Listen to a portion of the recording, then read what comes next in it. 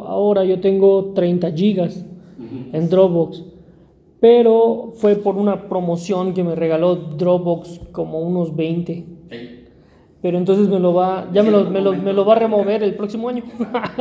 Entonces ya me dijo, aguas con tus 30 gigas porque estás ocupando 27.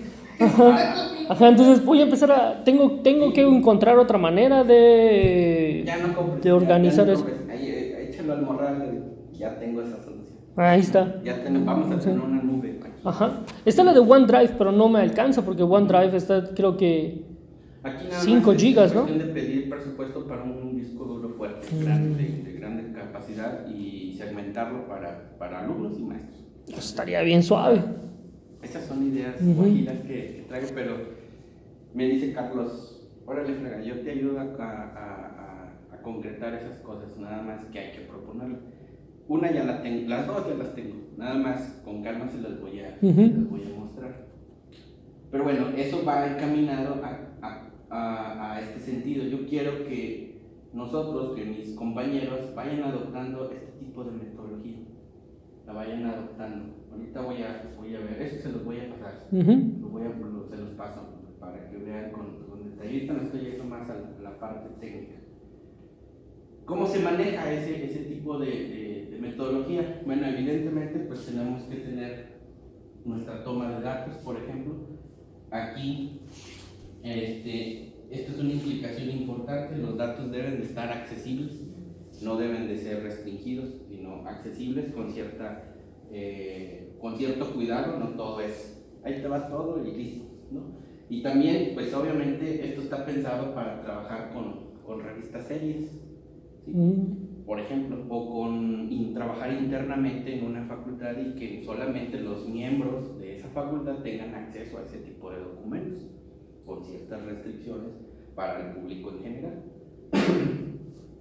¿Qué fomenta esto? Pues la colaboración, ¿sí? La colaboración de mucho, y sobre todo de que no se vea de manera subjetiva el trabajo de alguien, sino que a través de los datos se contrasten si es verídico o se contraste una hipótesis, pues.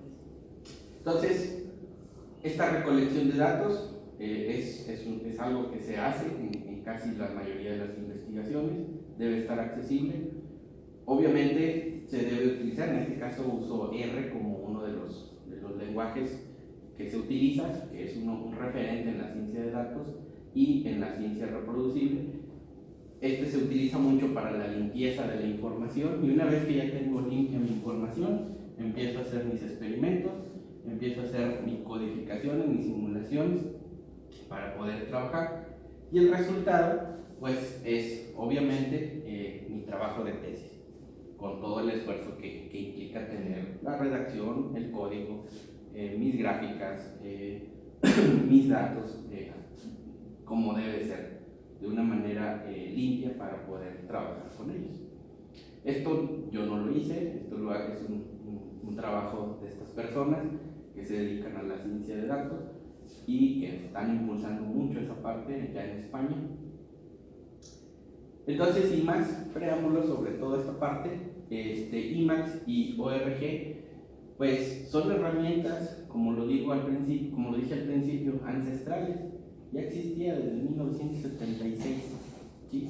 Creado por Richard Stallman, el creador del software libre, y otro personaje también, es físico, es un físico. Está creado con el lenguaje C y este lenguaje que se llama Lisp. Está vigente en la última versión de IMAX, salió ahora el 11 de septiembre. El siguiente pues es un modo de IMAX que también fue desarrollado por estos personajes, por Richard Stallman, y este pues ya está también ya viejísimo. Yo tengo. ¿Sí, David? Entonces, pues bueno, estas herramientas ya existían, tienen una trayectoria ahí fuerte, pero por muchas razones no se veía la forma de trabajo hacia la parte científica solamente en un lado oscuro. Solamente los matemáticos tenían esas herramientas tan misteriosas que eran ORGMod y IMAX, y los computólogos se dedican a eso. Pero ahora eso se está abriendo al usuario final por muchas razones. Entonces les quiero mostrar un ejemplo de cómo se hace la ciencia de producción. ¿Ahora tengo tiempo? Sí, sí, sí. Hasta las... ¿Qué tengo? 10. Bueno, va a ser sencillo, fíjense. No, para no tardar mucho. Aquí tengo un conjunto de directorios. ¿Sí? Voy a limpiar. Voy a crear un directorio. Se va a llamar Emacs org mode. Ahí está. Voy a acceder. cd change directory, que es lo que significa Emacs a ese directorio. Voy a entrar. Obviamente eso está vacío. Limpiecito. Aquí voy a usar la herramienta Emacs y le voy a poner ejemplo 1.org. Y esto es un parámetro para que no me despliegue una ventana. Simplemente le digo no window. Ya está. Esa es mi herramienta. Eso es lo que impacta a las nuevas generaciones. No hay botones. No, usted está muy plano. No tengo nada. Pues bueno, vamos dándole un matiz más interesante. Voy a usar estos símbolos reservados que son de ORG y voy a usar esa palabra reservada.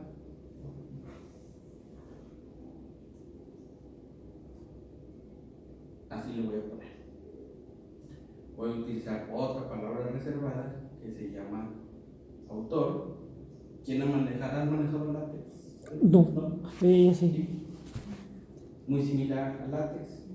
Cuando tú creas un título, un autor, por ejemplo, voy a utilizar otra variable que se llama date, por ejemplo, que estamos 6. Bueno, diciembre. Ahí está. Y listo. Entonces, ahí yo voy construyendo mi documento, tal cual. No tiene esencia, se ve escueto. ORGMod se puede trabaja de una forma jerárquica, es decir, los que han trabajado con LaTeX saben que debemos usar secciones, subsecciones, capítulos, cosas de ese estilo. Entonces, la jerarquía va de arriba hacia abajo y un primer nivel de esa jerarquía pues la puedo usar utilizando un simple asterisco y el nombre de la sección, por ejemplo. A esto le voy a llamar encabezado.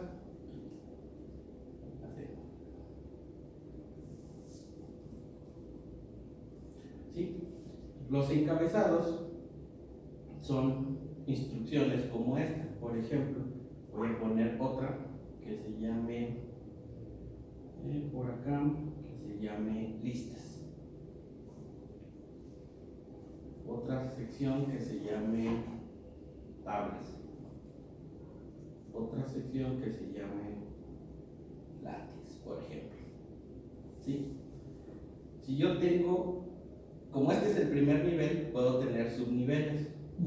¿Sí? Puedo tener subniveles. Aquí voy. Ahorita van a ver cómo están esos niveles.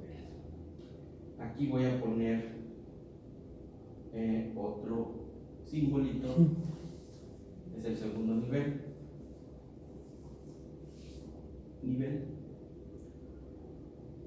Si yo quiero un tercer nivel, pues ¿qué voy a hacer? Pues un tercer nivel.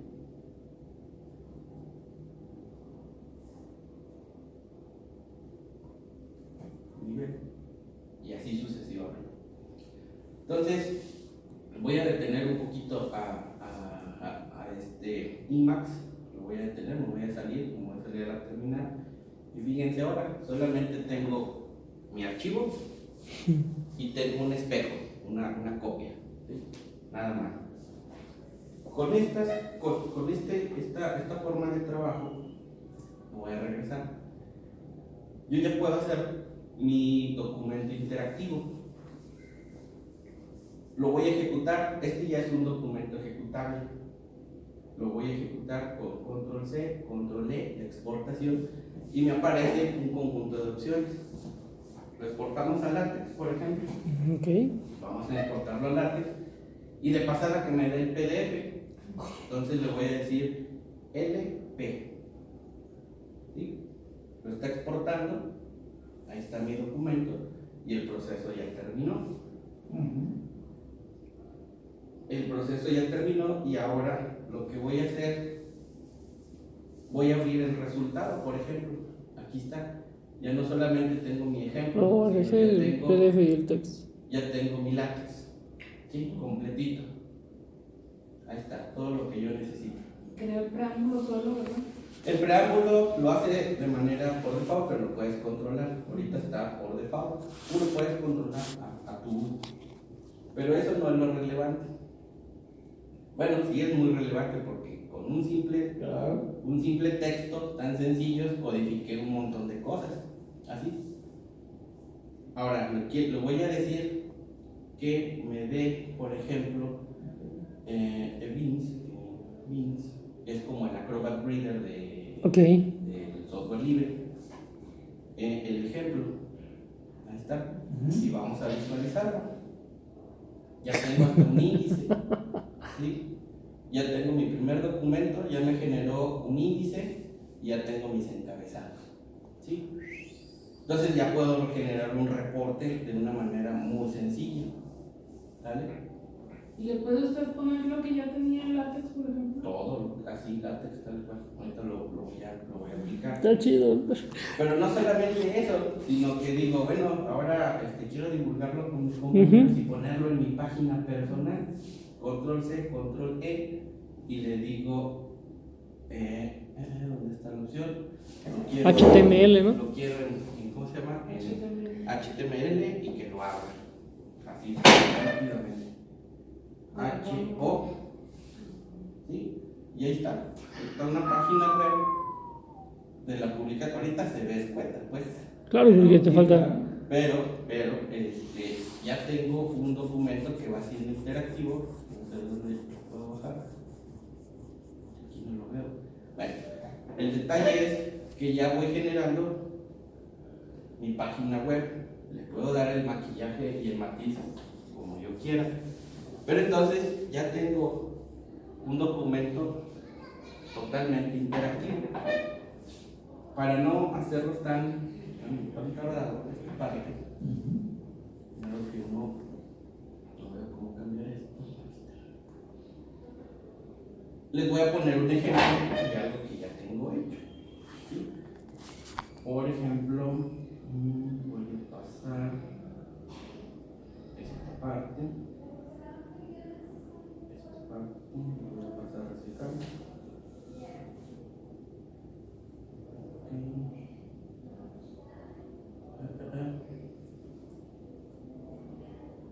Mejor me voy a ir a mi trayectoria. CD, JL, conferencias, año 17, seminario, mate. Y aquí tengo varias pruebas, por ejemplo. Voy a abrir este ejemplo. Ejemplo 1.org.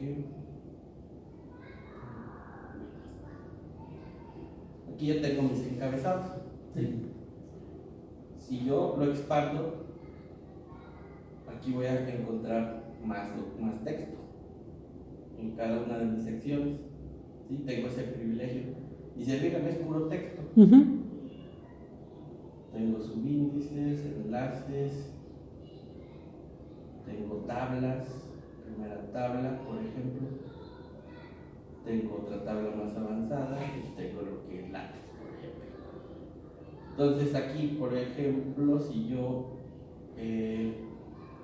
modifico algunas cosas,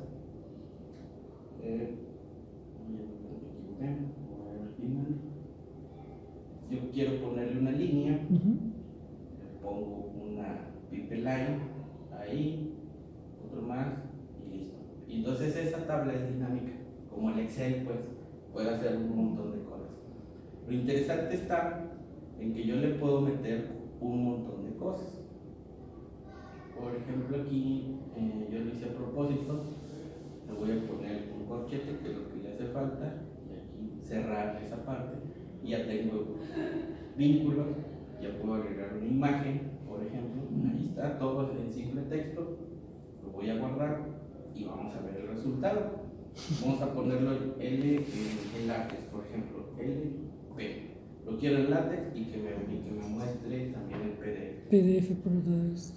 Vamos a ejecutar en Beams. Ejemplo 1. Ok. Ahí está. Vamos a observarlo. Ahí tengo mi documento. Tiene un documento en texto plano. Tengo una lista. Tengo listas no ordenadas. Tengo definiciones, es decir, una palabra y una definición, una palabra, otra definición. Tengo esta parte de negritas, de poner código, tachar, itálica, cómo va, subrayado, ¿sí? Con simple texto plano. Y pues tengo mi gráfica, por ejemplo. Tengo una tabla que ahorita lo vimos muy feo, pero ya va agarrando forma. Y tengo mis fórmulas matemáticas, ¿sabes? Entonces hay documentos, o el documento puede ser tan complejo como el trabajo lo requiera. Por ejemplo, voy a ejecutar este. Me voy a ir a FG, forward. Voy a abrir el play. Por aquí debe estar.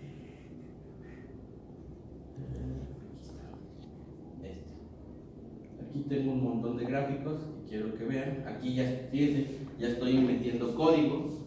Allá metí látex, metí un poco de texto plano, ciertos formatos, pero ahora estoy usando Python. Ok. ¿Sí? Y le estoy diciendo que me haga todo esto dentro de mi documento, tal cual. Pero también puedo usar R, o puedo usar Octave, o puedo usar Máxima, o puedo usar lenguaje C, o puedo usar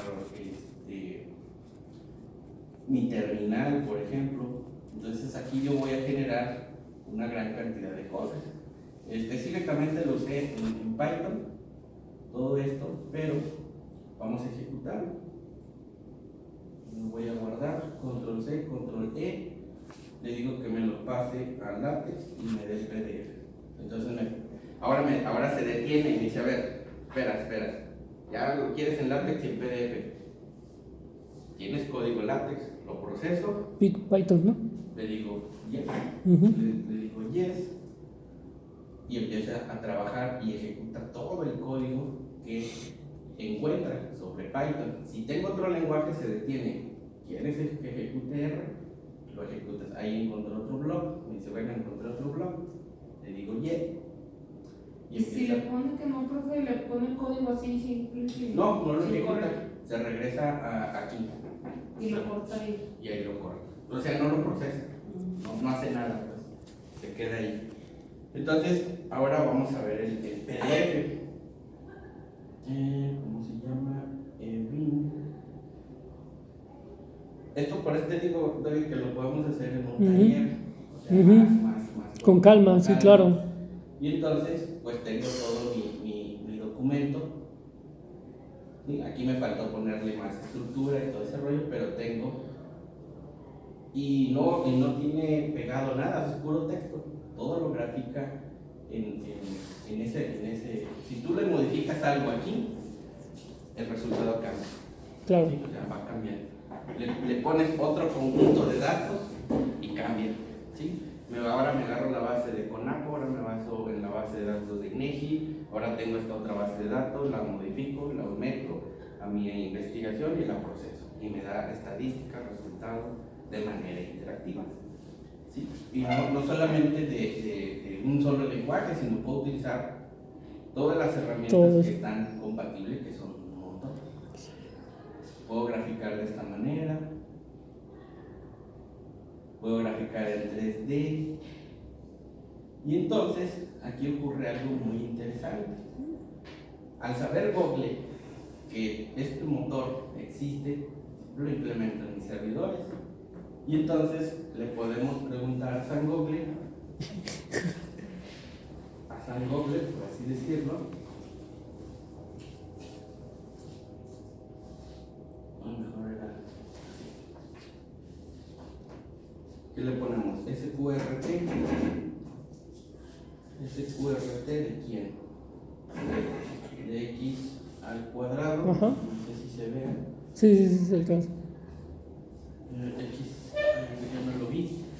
X al cuadrado menos y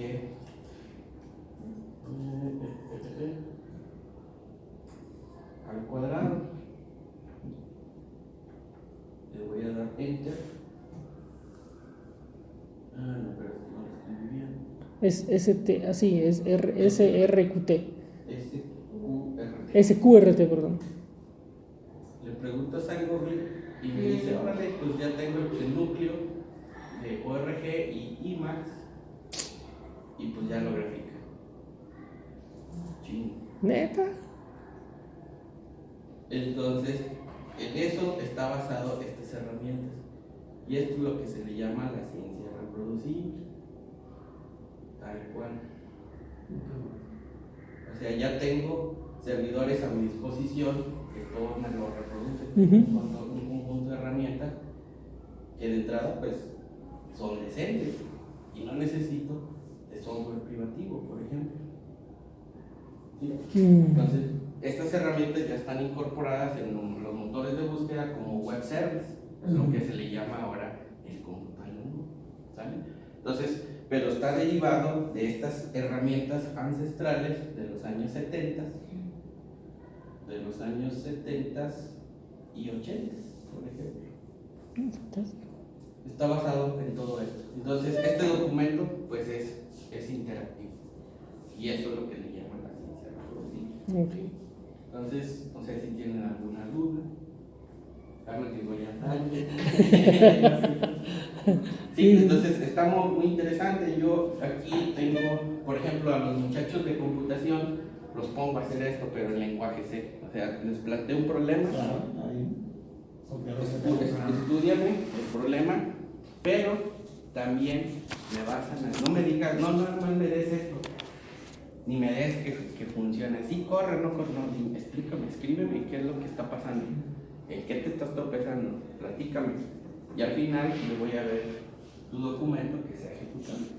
Pero eso ya lleva un proceso más elaborado, en donde el estudiante tiene que pensar lo que está haciendo. Y con estas herramientas, pues, afloran mucha creatividad. Claro. Mucha creatividad.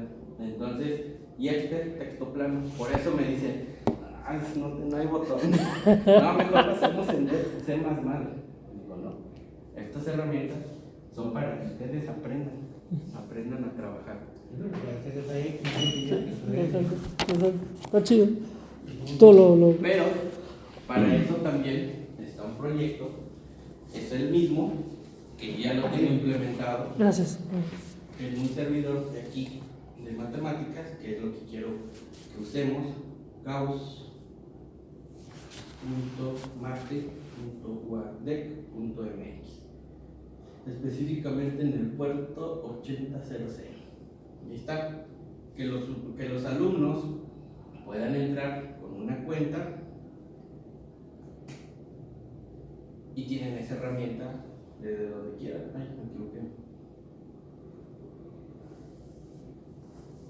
Y ahí tienen R, tienen hash, que es lo que quiero que aprendan.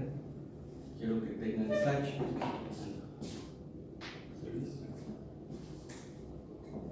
Ajá. Que es este mismo caso, el de IMAX y ORG, pero bueno, obviamente existen herramientas también modernas como el proyecto Jupyter, en donde aquí yo utilizo mis... que no alcanzo a ver. Utilizo mis herramientas, lenguaje C, Python, Sash, Octave, no sé si GeoGebra. No recuerdo ver, no sé si se ve, por ejemplo, aquí está, estos son mis núcleos. Aquí está Python 2, Python 3, Sash, quiero agregarle R, Octave, que tengan todos sus núcleos y aquí tienen sus cuadernos. De tal manera que esto sea interactivo. Por ejemplo, esta presentación está hecha en Python. ¿Sí? Esta la hice en Python y tiene este esquema. Ahorita déjenme, ya para no entretenerlos tanto, voy a ejecutar esta presentación, por ejemplo.